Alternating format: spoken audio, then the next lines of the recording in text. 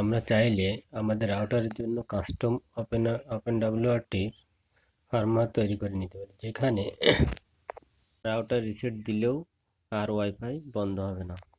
তার জন্য আমাদের গুগলে যেয়ে লিখতে হবে ওপেন ডাব্লিউআরটি ফার্মওয়্যার সিলেক্টর।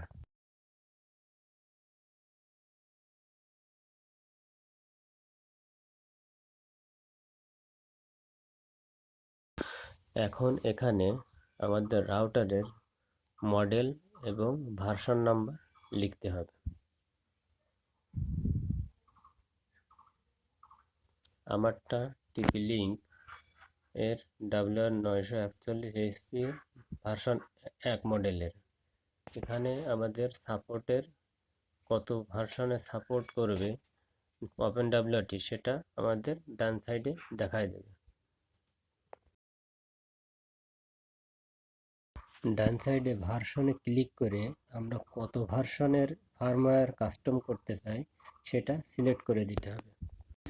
তারপর আমাদের আসতে হবে customize install package and fast boot script. এখানে আমাদের ক্লিক করতে হবে। ক্লিক করে নিচের দিকে আসতে হবে। এখানে নিচে script to run on fast বুট এই অপশনে ডান সাইডে কর্নারে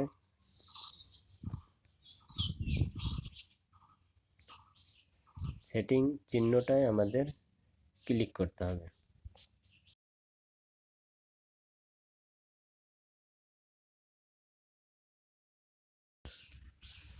ক্লিক করার পর এখানে আমরা প্রোগ্রাম লেখাটা আমরা এখানে দেখতে পারবো।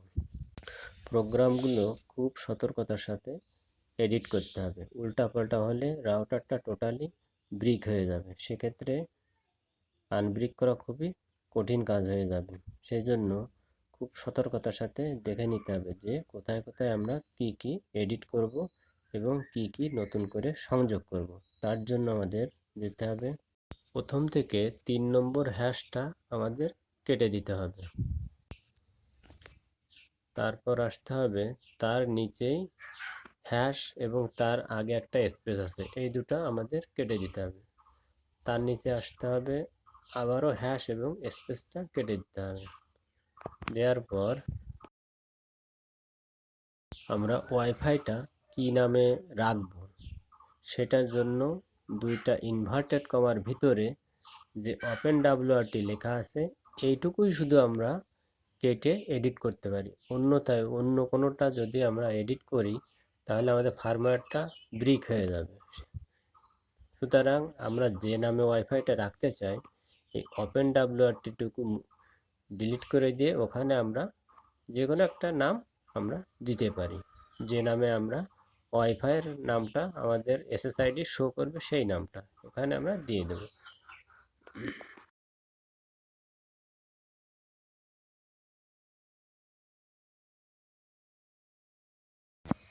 এখানে আমি ওয়াইফাই নামটা পার্সোনাল ওয়াইফাই নামে রিনেম করে রাখছি, যার জন্য আমার ওয়াইফাইটা শো করবে যখন আমার এসএসআইডিটায় আমরা ওয়াইফাই সার্চ করব তখন আমাদের দেখাবে পার্সোনাল ওয়াইফাই নামে।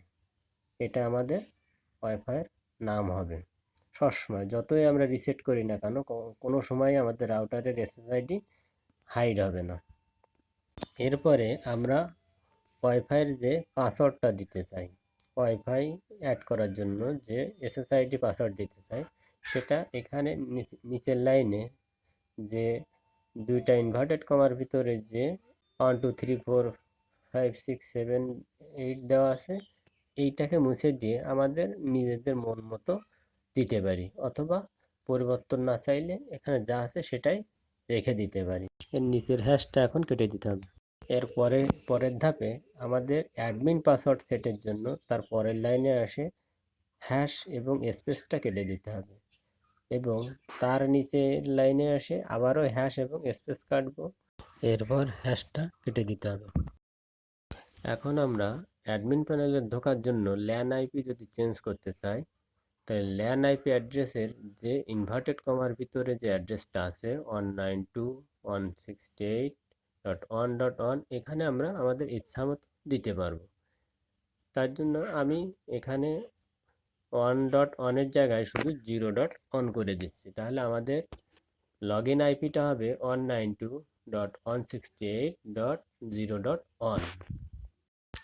জাস্ট এইটুকু পরিবর্তন করলেই আমাদের ওয়াইফাই আর যতই রাউটার রিসেট করা হোক না কেন আমাদের ওয়াইফাই ওপেনডব্লিউআরটি অপারেটিং সিস্টেমে থাকাকালীনে কোনোভাবেই আর বন্ধ হবে না। তবে যতটুকু পরিবর্তনের কথা বলেছি ঠিক ততটুকুই পরিবর্তন করবেন। এখন ফার্মওয়্যারের জন্য রিকোয়েস্ট বিল্ডে আমরা ক্লিক করব। রিকোয়েস্ট বিল্ডে ক্লিক করলে আমাদের ফার্মওয়্যারটা আমাদের কাস্টম ফার্মওয়্যারটা জেনারেট হওয়া শুরু করে দেবে এবং এখানে যদি কোনো রকম ভুল না থাকে তাহলে আপনার এখানে স্ট্যাটাসটা সাকসেসফুল দেখাবে। ফার্মওয়্যার জেনারেট হয়ে গেলে এখানে আমাদের স্ট্যাটাসে দেখাবে যে successfully firmware generated, build successful. Build successful হয়ে গেলে নিচে এসে সিস্টেম আপগ্রেড যে অপশনটা এখানে সিস্টেম আপগ্রেডটা প্রেস করে আমরা আমাদের কাঙ্ক্ষিত ফার্মওয়্যারটা ডাউনলোড করে নেব এবং ডাউনলোড করে নেওয়ার পরে আমরা আমাদের রাউটারে এটা আপগ্রেড করব। তাহলেই আমাদের হয়ে যাবে আমাদের কাজ। এখন আমাদের ফার্মওয়্যার আপগ্রেড করার জন্য রাউটারের অ্যাডমিন প্যানেলে ঢুকতে হবে। ঢোকার পরে এখান থেকে আমাদের সিস্টেমে যেতে হবে। সিস্টেমে যে ব্যাকআপ অ্যান্ড ফ্ল্যাশ ফার্মওয়্যার এই অপশনে যেতে হবে। যাওয়ার পর এখান থেকে নিচে আসতে হবে।